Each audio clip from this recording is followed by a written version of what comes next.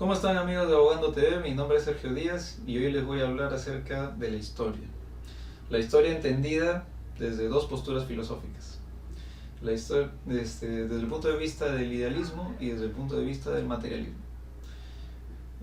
Para empezar, me gustaría iniciar con una frase que me parece lo resume muy bien, y es una frase elaborada por Marx y Engels, que es la siguiente: no es la conciencia la que determina la vida, sino la vida la que determina la conciencia.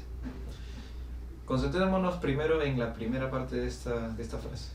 La conciencia como determinante de la vida. Para el idealismo, el ser humano es un ser de razonamiento, es un ser de ideas, que después de formular las ideas es capaz de otorgarle sentido al mundo material, es decir, a nuestro entorno físico, como decir un celular, una hoja, una mesa. La mesa es una mesa porque tenemos la concepción de mesa, o este papel es un papel porque tenemos el concepto de papel. Entonces, dentro del idealismo, el máximo representante es Georg Wilhelm Hegel, que postula que el ser humano y todos los acontecimientos históricos que se han producido son producto de la conciencia humana. Es decir, la contradicción entre razonamientos es el motor de la historia. Todos los acontecimientos, desde que inició nuestra historia como humanos hasta nuestros días. En ese sentido, Hegel nos habla de un posible fin de la historia. Es decir, siendo el hilo conductor de la historia el razonamiento, entonces llegará algún momento en el que la racionalidad humana será tal que lograremos la realización del espíritu absoluto. Este concepto es formulado por Hegel para intentar explicar un estadio del ser humano en el que la conciencia llegará a su máximo desarrollo. Es decir, nuestros conceptos acerca de la libertad, de la democracia, los conceptos de Estado y de sus respectivas instituciones, todo eso llegará a un punto de desarrollo máximo. Y solo es en ese momento en el que las contradicciones entre razonamientos entre los diferentes grupos humanos llegarán a su fin, y por ende la historia también. Todo esto es rebatido por el materialismo, que será formulado por Marx y Engels, más o menos con la misma metodología.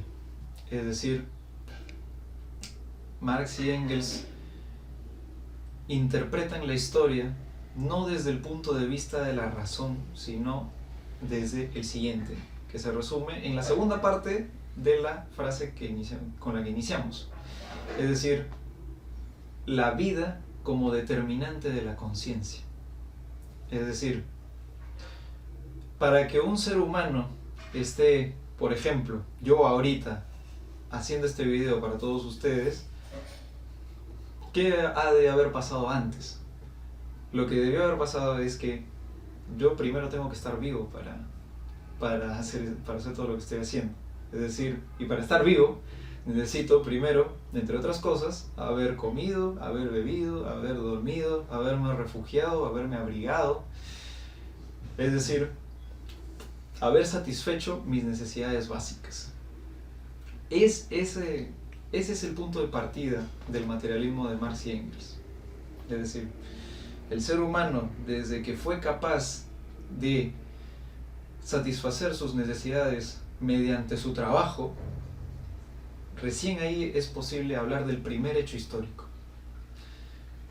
Con esta premisa del hilo conductor que se basa en el mundo material, en el entorno natural que es transformado por el ser humano a partir de su trabajo, su chamba, es que se desencadenará en una división social del trabajo. Es decir, cada ser humano dedicado a una rama específica del trabajo humano. Esto a su vez desembocará en la evolución y la aparición, mejor dicho, de las diferentes clases sociales. Es decir, algunas clases con más poder que otras y otras clases con menos poder. Es decir, Marx y Engels la clasifican como los opresores y los oprimidos.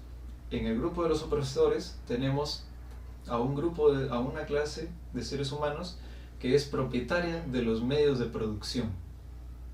De ahí sale la propiedad privada. Mientras que en el otro grupo están los seres humanos oprimidos, los cuales trabajan mediante estos medios de producción que son propietarios de otras clases sociales. Es esta contradicción entre clases, entre los intereses de diferentes clases sociales, las que serán el hilo conductor de la historia. Es lo que Marx y Engels llaman la lucha de clases. En ese sentido, Marx y Engels también hablan de un fin de la historia, al igual que Hegel. Pero este fin de la historia llegará con el comunismo. El comunismo, según Marx y Engels, es un estadio de la humanidad en que los medios de producción estarán al alcance de todos nosotros. Es decir, la propiedad privada tendrá que ser abolida, porque los medios de producción tienen que estar al alcance de todos nosotros para nosotros poder efectivamente ser libres de nuestras necesidades básicas. Solo en el momento en el que nosotros satisfacemos nuestras necesidades básicas podremos efectivamente ser libres bajo la concepción materialista de la historia.